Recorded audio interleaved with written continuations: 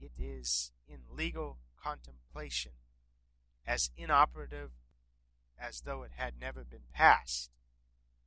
And then another Supreme Court case, Marbury versus Madison, 5 U.S. 137, he says, quote, all laws which are repugnant to the Constitution are null and void, unquote. The U.S. Constitution is the supreme law of the land, and any statute to be valid must be in agreement. It is impossible for a law which violates the Constitution to be valid. Now,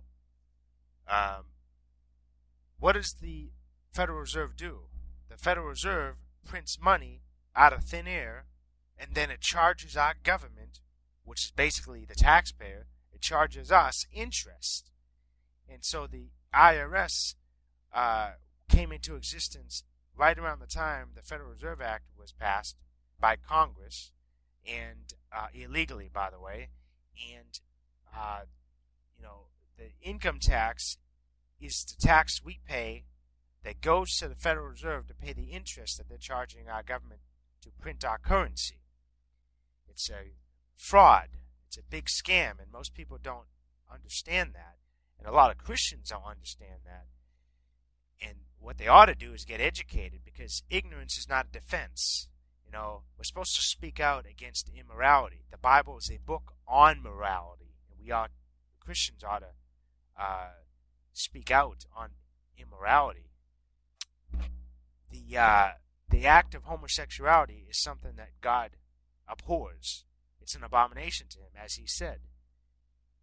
But he also says that a lying tongue is an abomination as well. And no sin is bigger than any other sin. Homosexuality is not the biggest sin that someone could commit. It is not any greater than lying or stealing from someone. All of that is sin. And so the Federal Reserve prints these paper bills out of thin air, and they don't have the authority to do that.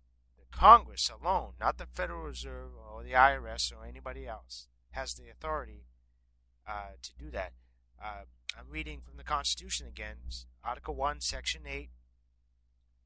Again, it says, Congress shall have power to coin money, regulate the value thereof.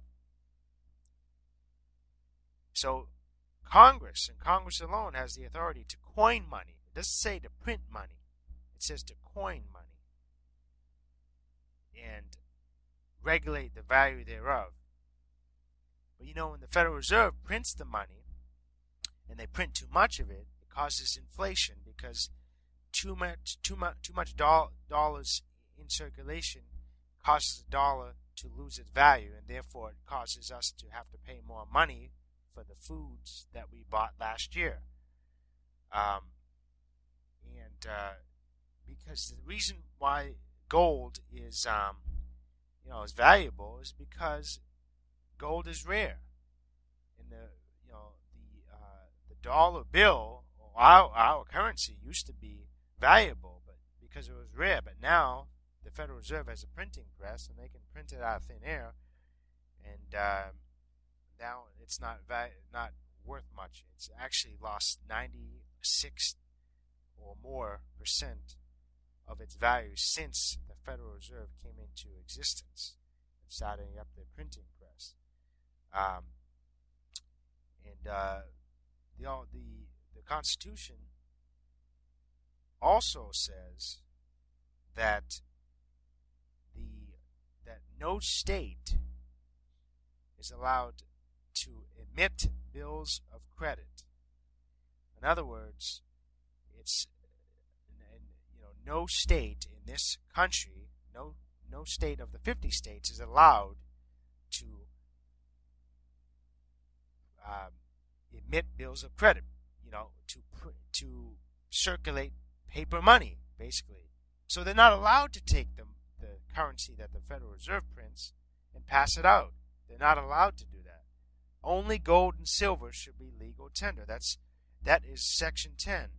I just read Article 1, Section 8 now. Section 10 says, no state shall coin money, emit bills of credit, make anything but gold and silver coin a tender in payments of debts. So in other words, only gold and silver is legal tender for us to use as a currency. And so those that are telling us or trying to convince us with their rhetoric that the Federal Reserve and its Federal Reserve notes are constitutional and legal money, they're lying to us, and God hates that lying. And they may get away with it. They may get away with this Federal Reserve fraud and these, and the IRS misapplication of the tax laws. They may get away with it in this lifetime, but they're not going to get away with it in the next. And they're going to have to answer for all the immorality when they stand before God, their Creator. And He's not going to go easy on them because He tells us in His Word it's an abomination to Him that people are deceitful. And so they can have their fun now. These guys, these bureaucrats are so short-sighted.